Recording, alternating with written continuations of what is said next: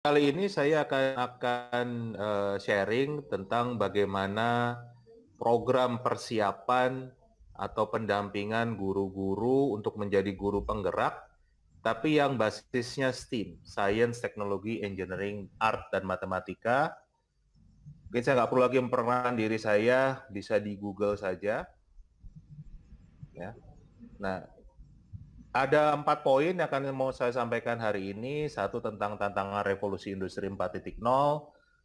Yang kedua adalah transformasi dunia pendidikan. Yang ketiga menyiapkan guru penggeraknya. Dan 4 adalah proses dan evaluasi pembelajaran berbasis STEAM.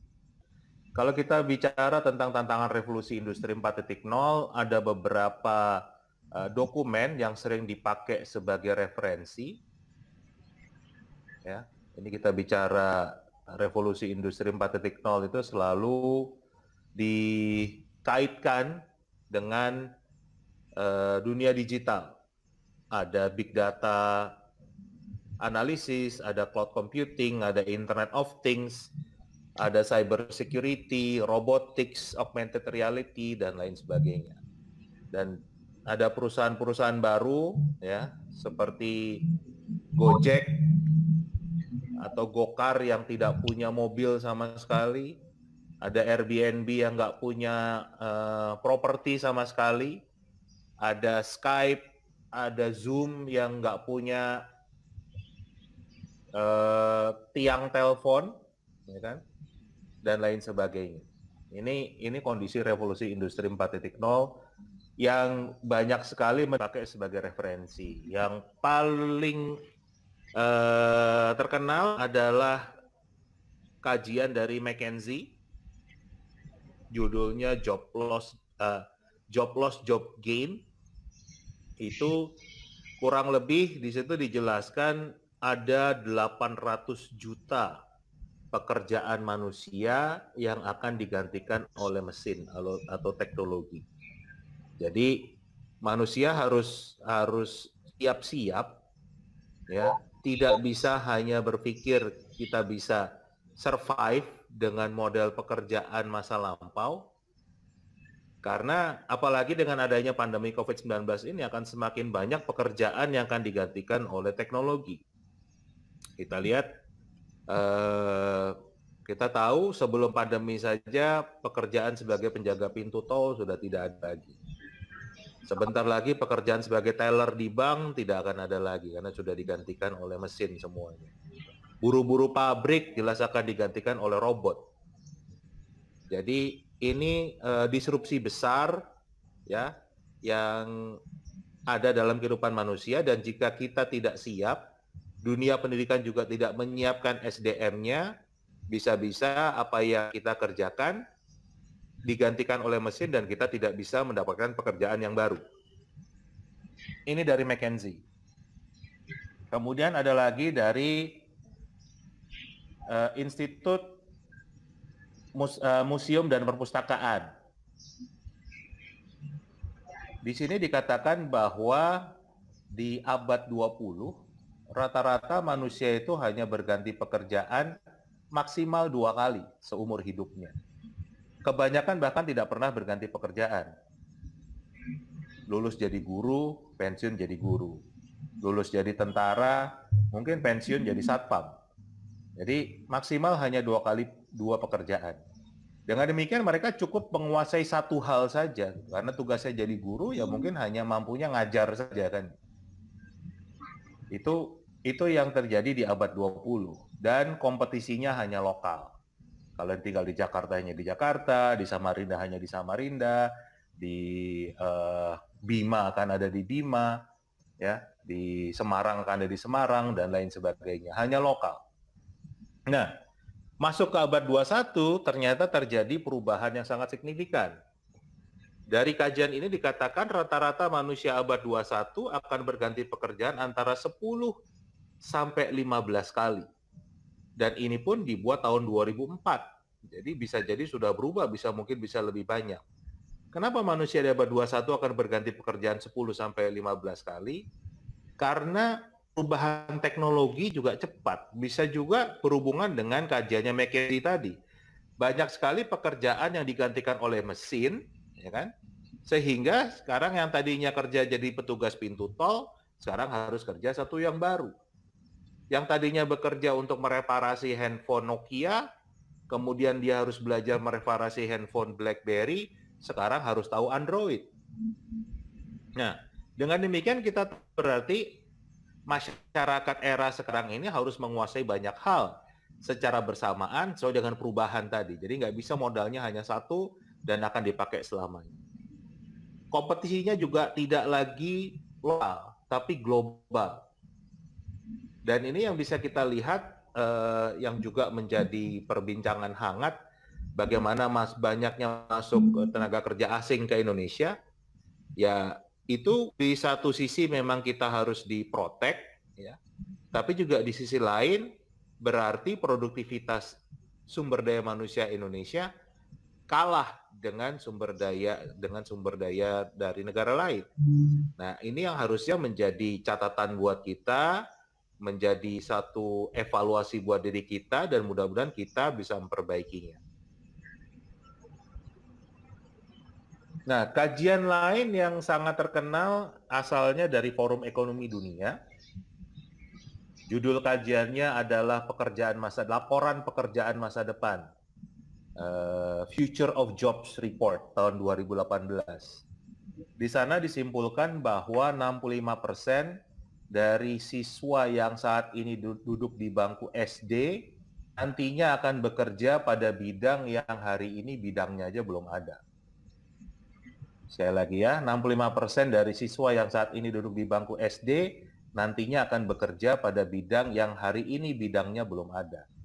Dengan demikian bisa disimpulkan bahwa anak-anak kita ini tidak bisa lagi kita siapkan sebagai pencari kerja, melainkan mereka harus kita siapkan sebagai pencipta kerja, sebagai inovator.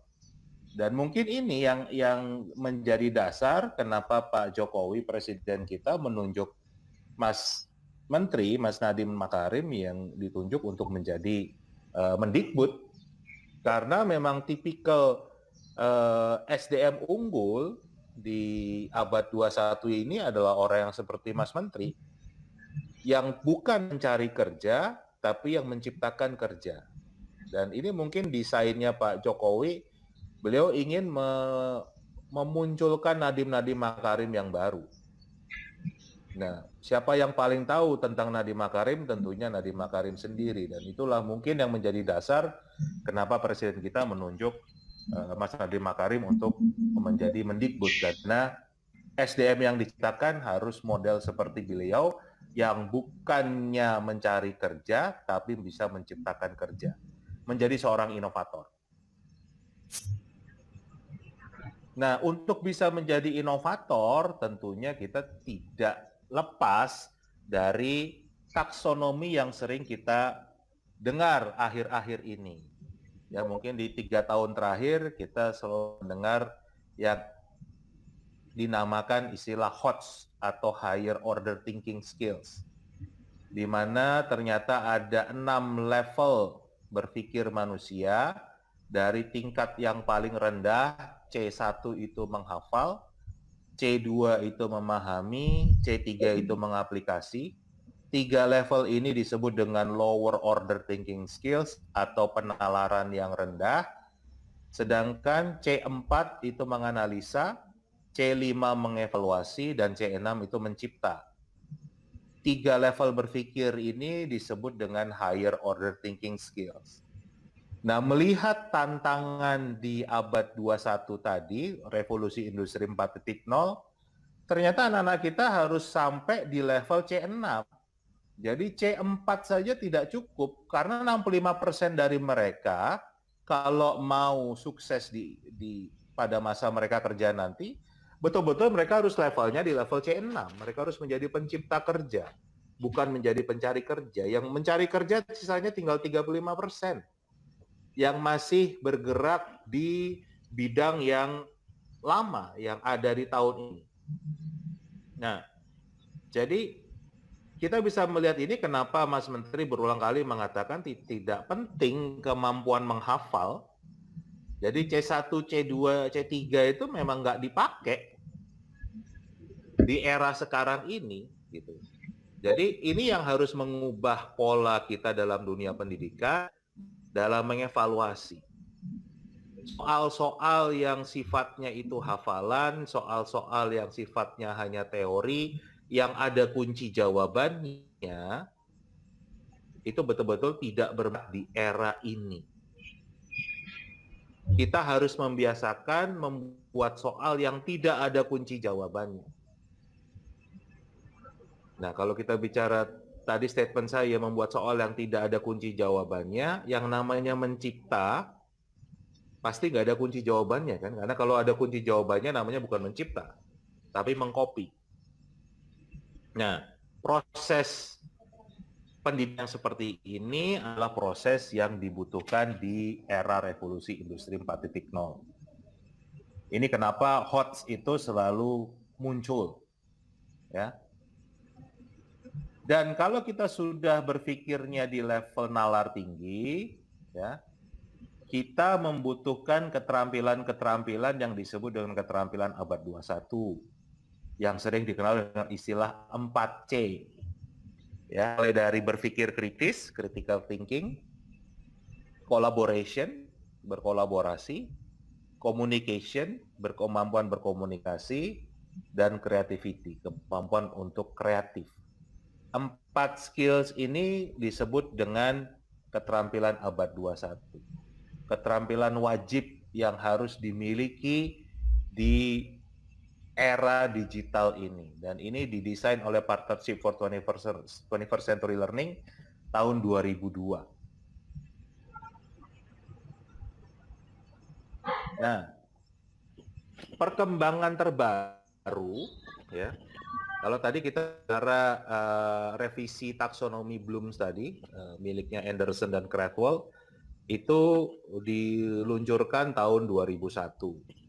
Keterampilan abad 21 tadi diluncurkan tahun 2002. Yang paling baru adalah desainnya atau kajian dari Bank Dunia. Dari Gera, Modeki, dan Cunningham di tahun 2014. Di sini mereka spesifik lagi. Keterampilan-keterampilan apa yang dibutuhkan di dunia kerja saat ini. Jadi Bank Dunia ini mengadakan survei, ya, mereka menginterview perusahaan-perusahaan dunia, menginterview para manajer-manajer HRD, dan mereka bertanya keterampilan apa saja yang dicari pada saat mereka merekrut tenaga kerja. Nah, dari semua yang disurvei, ribuan perusahaan tadi, akhirnya disimpulkan ternyata ada 8 keterampilan yang paling dicari. Dan ternyata kalau disingkat, ini bisa disingkat menjadi practice. P-R-A-C-T-I-C-E. Practice.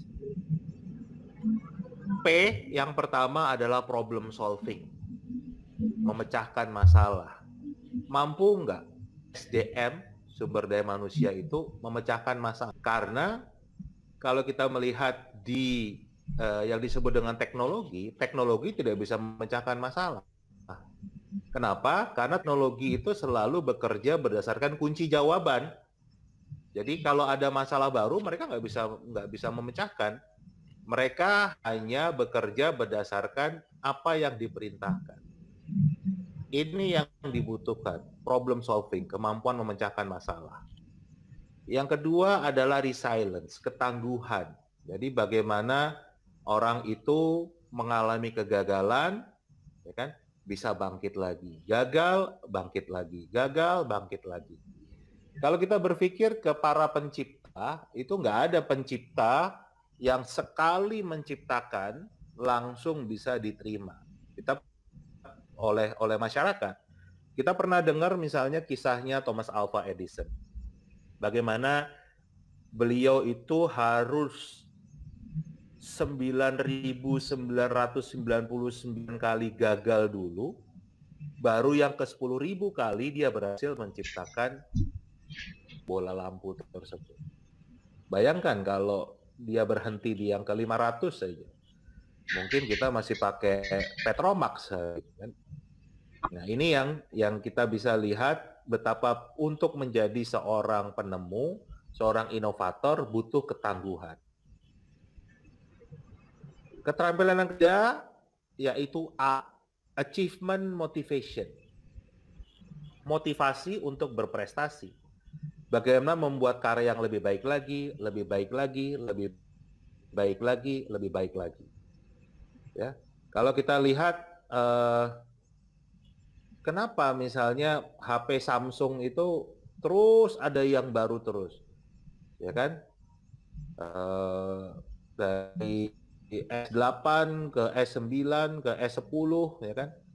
Kenapa seperti ini? iPhone terus saja dari iPhone 1, 2, 3 terus sampai sekarang, ya kan?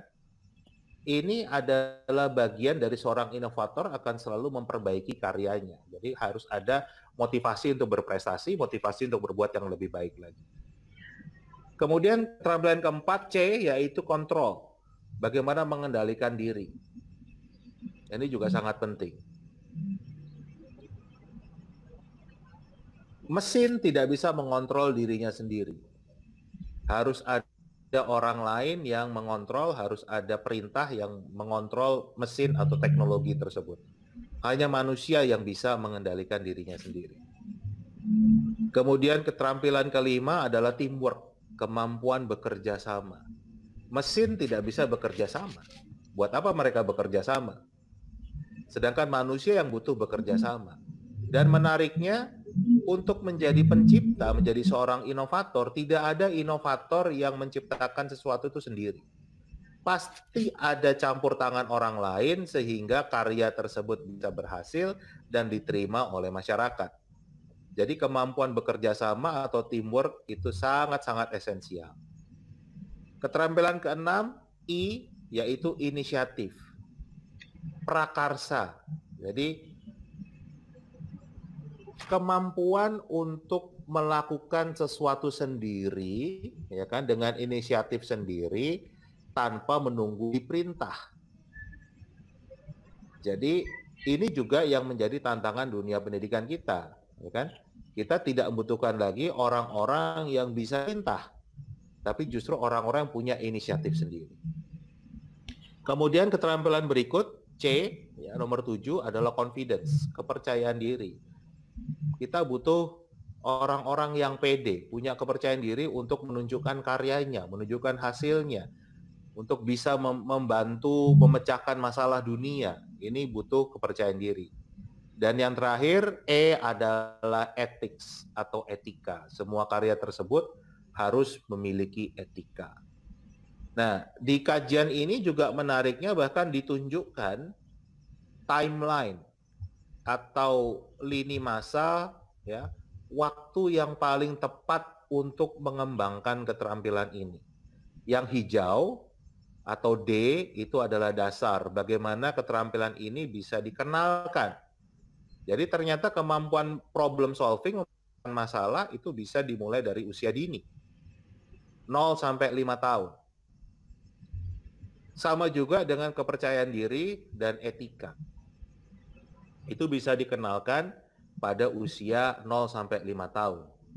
Yang merah, O, ini adalah waktu optimal pengembangan dari keterampilan tersebut. Kita lihat problem solving itu usia anak 6 sampai 11 itu optimal, sampai remaja usia 18 itu masih waktu yang optimal untuk mereka diajarkan caranya memecahkan masalah. Sedangkan untuk ketangguhan optimalnya dari usia dini sampai anak, jadi dari 0 sampai 11. Achievement motivation, motivasi berprestasi itu di usia 6 sampai 11. Ya. Kontrol itu optimalnya dari usia dini sampai remaja. Teamwork itu dari usia dini sampai anak. Dan inisiatif itu dari usia dini sampai dewasa, 29 tahun masih optimal. Sedangkan kepercayaan diri dan etika itu optimalnya di usia anak 6 sampai 11 sampai dengan remaja, sampai 18 tahun.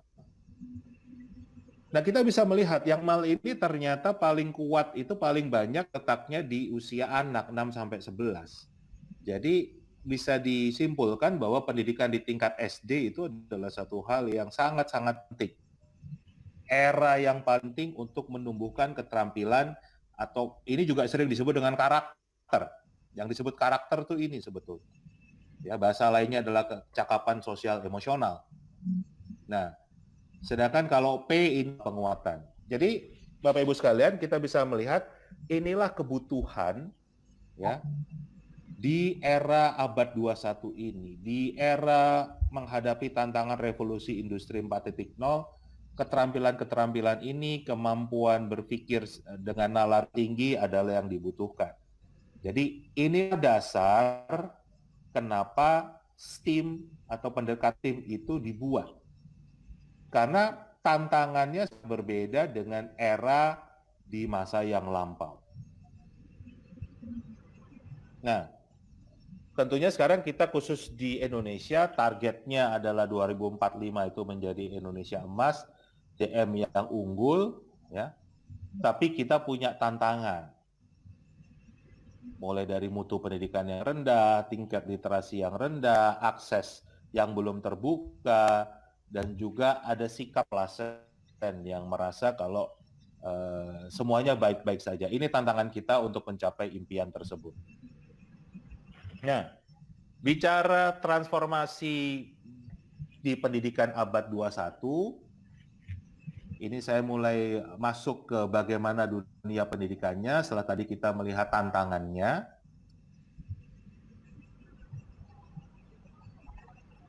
Dunia mulai mengenalkan yang disebut dengan pembelajaran yang berbasis STEAM.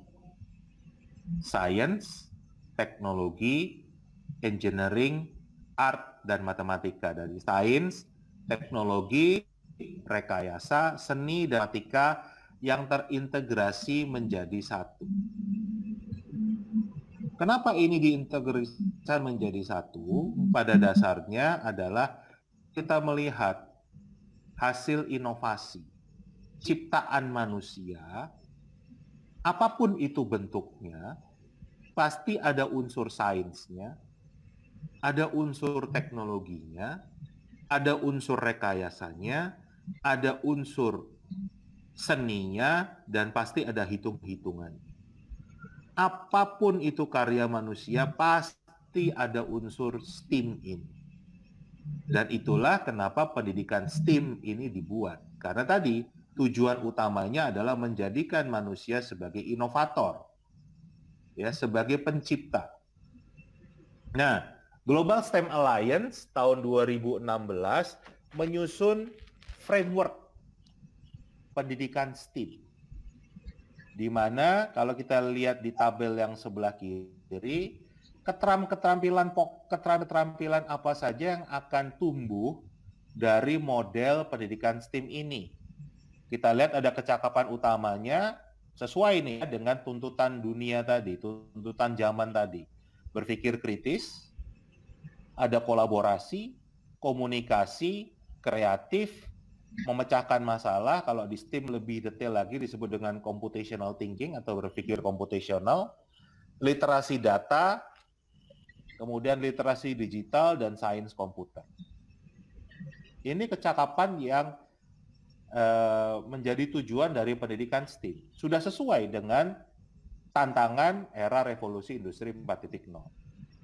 Nah, kecakapan yang mendukung adalah kita lihat B1 pola pikir STEAM. Pola pikir STEAM itu adalah pola pikir yang terbuka. Jadi tidak tertutup. Itu yang dimaksud dengan pola pikir STEAM. 2 adalah perwakilan dan ketekunan. Tadi kita bicara resilience, ya kan, kegigihan. Kemudian kesadaran sosial dan budaya, leadership atau kepemimpinan, dan yang terakhir adalah etika. Jadi kalau kita bisa melihat ternyata framework pendidikan STEAM ini sesuai dengan keterampilan-keterampilan yang dibutuhkan di abad 21. Inilah kenapa, ya kan, pendidikan STEAM ini menjadi pendidikan cocok di era ini. Itu keterampilannya. Sekarang kita lihat desain pembelajarannya. Ya. yang tabel yang di tengah, nomor 2. Desain pembelajarannya yang pertama, materinya itu terpadu. Jadi materi STEM-nya, Science, Teknologi, Engineering, Art, dan Matematikanya terpadu. Jadi nggak sendiri-sendiri. Sedangkan di era yang masa lampau, kita terbiasa, matematika sendiri, IPA sendiri, nanti PKN sendiri, bahasa Indonesia sendiri, bahasa Inggris sendiri, yang tidak ada hubungannya satu dengan yang lainnya. Nah, kalau tidak ada hubungan satu dengan lain, ini membuat banyak orang berpikir, apa manfaatnya kita belajar macam-macam ini? Sedangkan kalau kita bicara STEM, itu semuanya harus terpadu. Oke? Kemudian yang kedua, belajarannya itu berbasis problem, berbasis proyek. Jadi problem based learning atau project based learning. Tidak ada lagi hafalan, tidak ada lagi hanya guru ceramah, ya kan? Tidak hanya teori, tapi mereka harus bisa memecahkan masalah atau bisa membuat karya antara problem based learning atau project based learning. Kemudian menggunakan pendekatan pedagogi berdasarkan kajian akademis. Jadi tidak sembarangan juga semua pendekatannya itu menggunakan berdasarkan kajian akademis. Yang nomor 4, ini satu hal yang penting. Pembelajarannya harus kontekstual dalam aplikasi nyata dalam kehidupan. Jadi artinya nggak bisa hanya teori saja. Jadi nggak bisa anak bisa diajarkan tentang sinus kosinus tangen misalnya, tapi nggak pernah tahu sinus kosinus tangen itu dipakainya buat apa. Jadi kalau mau ngajarkan sinus kosinus tangen harus tahu dipakainya buat apa. Itulah STEM. Oke. Yang berikutnya adalah scaffolding, artinya berjenjang dia. Kemudian yang keenam, ya, ada assessment yang jelas. Jadi juga bukan asal project based learning, problem based learning, nggak ada assessment-nya. Harus memperhatikan juga sensitivitas dan relevansi budaya. Dan yang terakhir, harus memanfaatkan teknologi informasi dan komunikasi. Eranya era digital, zamannya revolusi industri 4.0, semuanya basisnya adalah teknologi informasi dan komunikasi.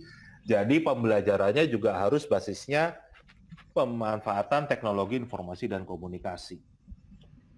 Dan ini yang menjadi cocok karena sekarang dengan adanya pandemi COVID-19, kita dipaksa untuk belajar dengan model memanfaatkan teknologi informasi dan komunikasi.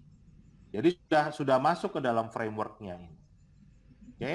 Nah, yang terakhir, implementasinya ada keterbukaan terhadap akses, keselarasan dengan kearifan lokal, ada pengembangan profesi dan dukungan pembelajaran, ada pembuktian keefektifan, ya, ketersediaan materi dan dukungan praktisi, yang terakhir harus bisa di scale, jadi bisa dikembangkan di seluruh Indonesia misalnya.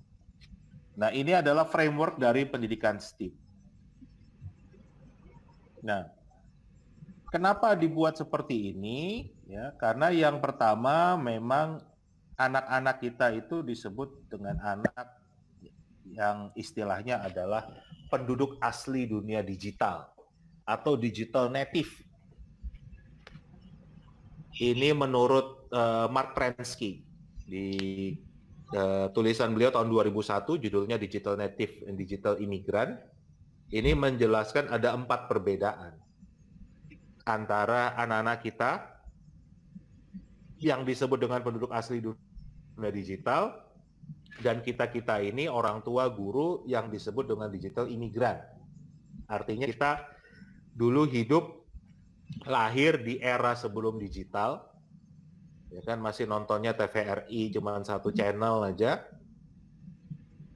Tapi sekarang kita hidup di era digital, makanya disebut dengan imigran.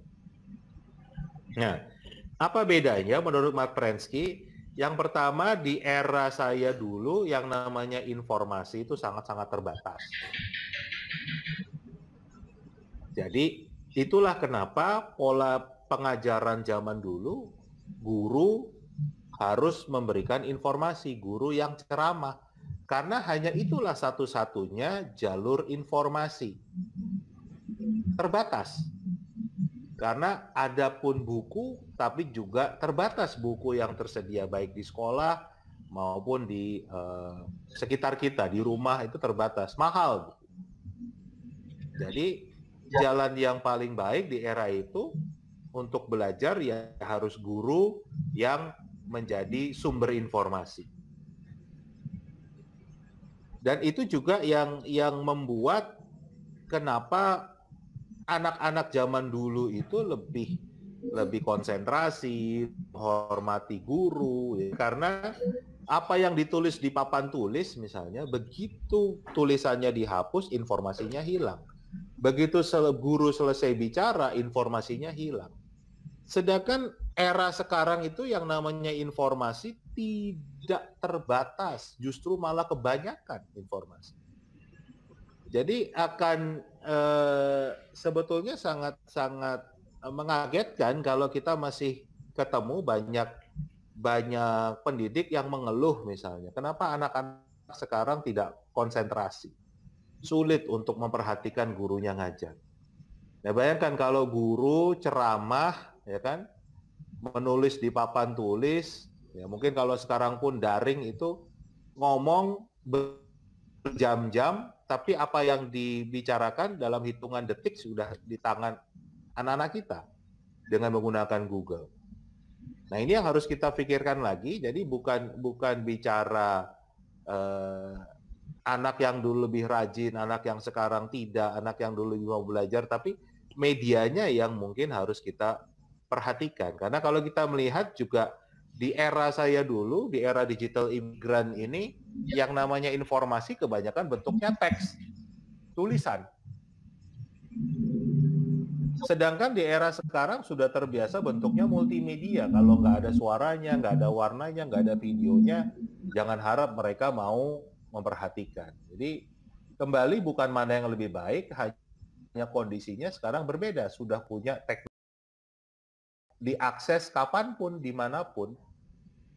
Jadi itulah yang kenapa kalau dulu itu kan pakai TVRI cukup, RRI cukup, sekarang nggak cukup. Kenapa? Karena anak-anak itu tidak suka yang sinkronus, yang waktunya itu bersamaan. Tapi mereka maunya on demand, ya tergantung saya mau bukanya jam 10 pagi, teman saya mau jam 3 sore, teman saya mau jam 8 malam, bisa. Gitu. Jadi mereka tidak suka yang sinkronus, lebih suka yang asinkronus. Nah, itu bentuknya multimedia. Kemudian perbedaan lain adalah cara berpikirnya. Kalau kita para digital imigran itu lebih cenderung cara berpikirnya sekuensial. Kenapa sekuensial? Karena yang biasa kita pelajari adalah buku. Orang yang baca buku itu selalu mulai dari halaman 1, halaman 2, halaman 3, halaman seterusnya kan. Jadi urut. Itu pola kita karena belajarnya pakai buku. Nggak mungkin kita baca buku dari halaman 70 dulu, balik ke halaman 15, lagi ke halaman 100, balik ke halaman 60, tapi harus urut. Halaman 1, 2, 3 itu kenapa kita berpikirnya sekuensial. Sedangkan anak-anak kita sudah terbiasa berpikirnya paralel. Saya mau cari informasi ini, cari informasi itu. Langsung saja, dalam waktu singkat bisa mencari informasi yang jumlahnya berapapun secara bersamaan. Sehingga anak kita bisa berpikirnya paralel. Dan karena anak-anak kita berpikirnya paralel, mereka sudah terbiasa yang disebut bekerja dengan multitasking. Artinya mengerjakan banyak hal dalam satu waktu. Sedangkan kita lebih cenderung single tasking. Karena tadi berpikirnya sekuensial, kita biasa mengerjakan satu hal dalam satu waktu. Sekali lagi, dua hal ini tidak membedakan mana yang lebih baik, ya, tapi membedakan kebiasaan, ya, kondisi hidup yang sangat berbeda. Inilah yang membuat kenapa pembelajaran juga harus disesuaikan dengan kondisi kehidupan pelajarnya, peserta didiknya, di mana mereka adalah digital native. Jadi sebetulnya secara hikmahnya dari pandemi COVID-19 ini, kita didorong untuk membuat model belajar yang sesuai dengan kebutuhan anak kita yang disebut dengan penduduk asli di dunia digital. Nah, dalam penggunaan teknologinya, ya, tentunya tidak hanya berhenti di level yang disebut oleh Dr. Ruben Putendura sebagai substitution. Artinya hanya menggantikan apa yang tadinya modelnya tradisional, sekarang menggunakan teknologi. Misalnya, ya kan, menggunakan Google Form atau Microsoft Form hanya untuk ulangan saja. Hanya untuk menghakimi siswa saja. Memang itu disebut dengan penggunaan teknologi, memang digital. Tapi itu hanya menggantikan kertas. Harusnya menggunakan pendekatan STEAM sudah meredefinisi pendidikan.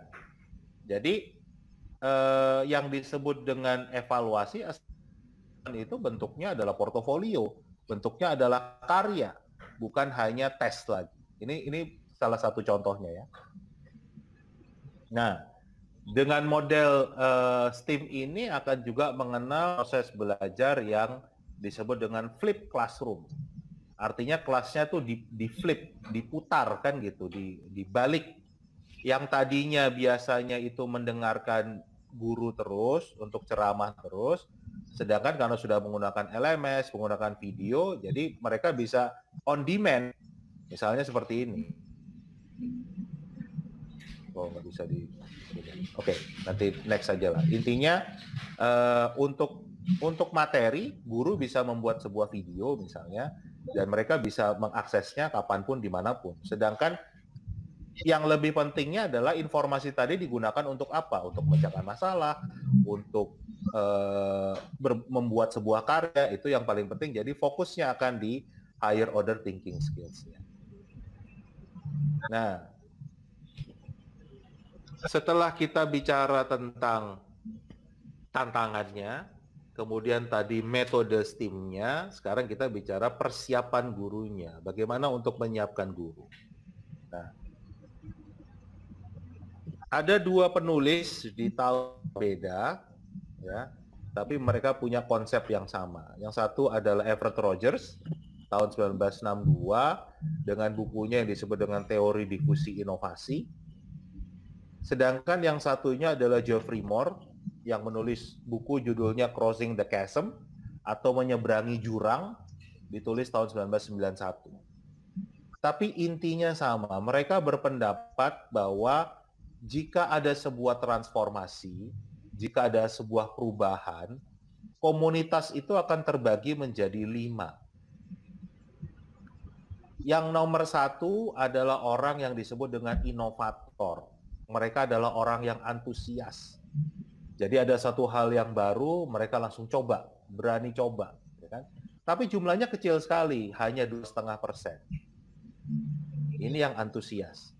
Sedangkan yang nomor 2 adalah yang disebut dengan early adopters atau pengadopsi awal. Ini orang visioner. Melihat ada perubahan, oh ya, ini bagus untuk berubah. Tapi bukan berarti mereka akan langsung berubah. Ya kan? Mereka belum tahu caranya biasanya untuk berubah, tapi secara pemikiran mereka tahu untuk ini butuh perubahan. Nah, jumlahnya juga kecil, hanya 13,5%. Paling besar adalah nomor 3 dan nomor 4. Nomor 3 itu disebut dengan mayoritas awal atau early majority. Ini mereka adalah orang yang pragmatis. Mereka akan berubah kalau temannya berubah. Jadi, kamu mau pakai model STEAM ini enggak? Kalau temannya bilang enggak, oh yaudah saya enggak deh.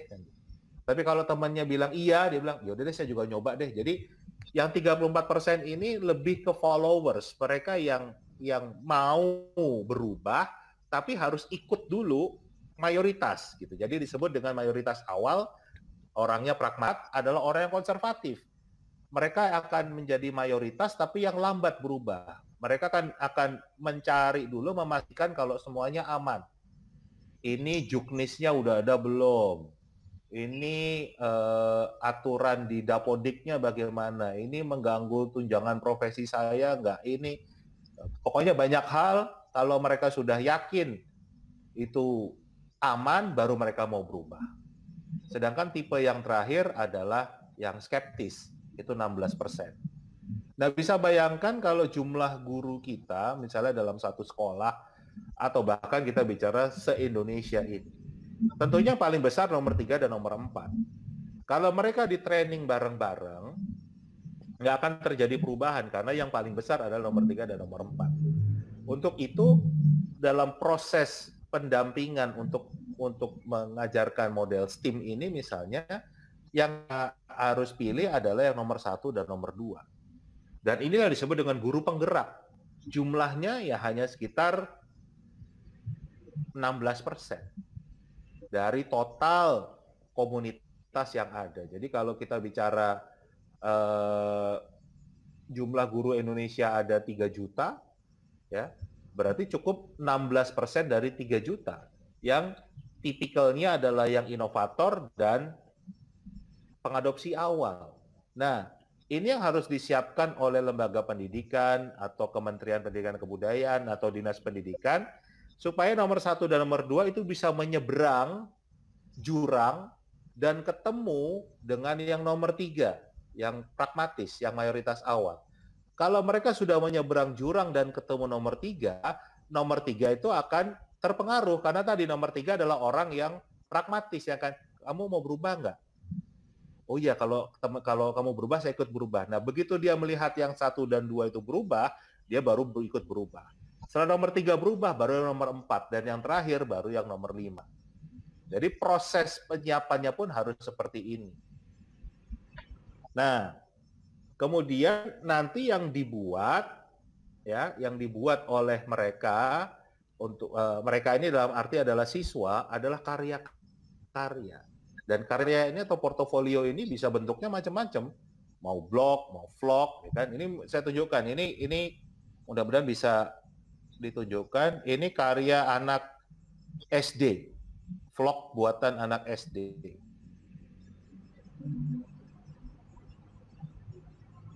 Wabarakatuh.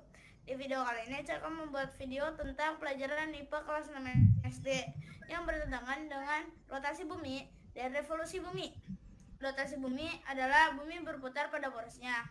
Waktu yang dibutuhkan bumi untuk satu kali rotasi disebut juga kala rotasi. Kala rotasi bumi membutuhkan waktu selama 23 jam 56 menit. Dampaknya yaitu terjadinya siang dan malam, terjadinya gerak semu harian matahari, terjadinya perbedaan waktu, terjadinya gaya sentrifugal. Nah, revolusi bumi adalah bumi memutari matahari yang membutuhkan waktu. Nah, ini contoh apa yang dibuat oleh siswa. Ini karya siswa, ya. Dalam bentuknya vlog, ya kan? Tapi yang menarik dari vlog ini, ya kan? Untuk dia bisa membuat vlog seperti ini, dia harus belajar dulu tentang rotasi bumi. Tanpa dia belajar, dia tidak mungkin bisa membuat vlog seperti ini. Jadi, pada dasarnya mereka tetap harus belajar, ya kan? Tapi sekarang belajarnya bukan lagi disuapin oleh gurunya. Tapi mereka sudah punya karya. Dan inilah yang disebut dengan pendekatan STEAM. Jadi vlog tadi ada sainsnya, jelas. Itu yang dibahas, kebetulan materinya adalah materi sains. Ya kan? Ada teknologinya, jelas ada teknologinya karena menggunakan teknologi dalam menyampaikan karya ini. Apakah ada rekayasanya? Engineer-nya jelas. Ya kan? Ini memberikan solusi untuk belajar tentang tadi rotasi bumi. Seninya nggak jelas, ada seninya. Kalau nggak ada seninya, nggak mungkin dia bisa membuat karya tadi. Ada matematikanya, nggak jelas ada matematikanya. Karena dari mulai berhitung berapa menit vlog itu dibuat, itu semua ada hitungan-hitungannya. Jadi kita bisa melihat ini yang disebut dengan pendekatan STEAM. Memang banyak orang yang membuat STEAM itu seakan-akan sesuatu yang begitu beratnya, begitu eksaknya. Tapi sebetulnya STEAM itu buat saya adalah integrated learning. Satu hal yang lebih kontekstual, karena kita lihat tadi framework-nya tadi, ya kan? Dengan ujung itu harus problem based learning atau project based learning. Sedangkan project-nya bisa apa saja. Ya. Ini bisa vlog, bisa blog, bisa animasi, bisa aplikasi. Ya. Ini contoh misalnya karya anak-anak SMK membuat ini. Ini menarik sekali.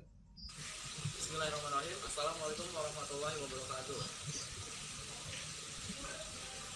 Good afternoon, ini penjelasan mereka, ya kan? Ini membuat pengontrol air hidroponik, ya.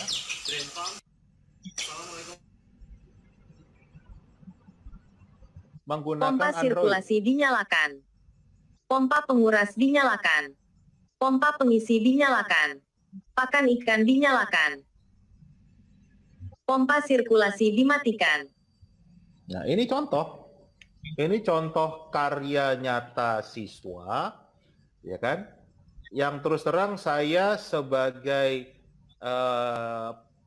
pendamping dari guru mereka nggak tahu cara bikinnya gimana nih, bikin aplikasi Android untuk mengontrol sistem pengairan hidroponik. Saya nggak tahu caranya gimana. Dan itu nggak masalah buat saya, karena justru ini adalah keberhasilan kami mendorong anak-anak ini untuk menjadi pencipta sesuai dengan kebutuhan era 4.0 ini. Jadi Bapak Ibu sekalian, inilah contoh-contoh yang bisa dilakukan. Jadi sekarang menilainya bukan lagi pakai ujian, pakai ulangan, tapi pakai karya. Nah, di dalam karya-karya ini, KD-KD itu bisa kita masuk. Dan ini akan menjadi pelajaran yang lintas mapel. Ini akan lebih cocok dengan era PJ daring ini.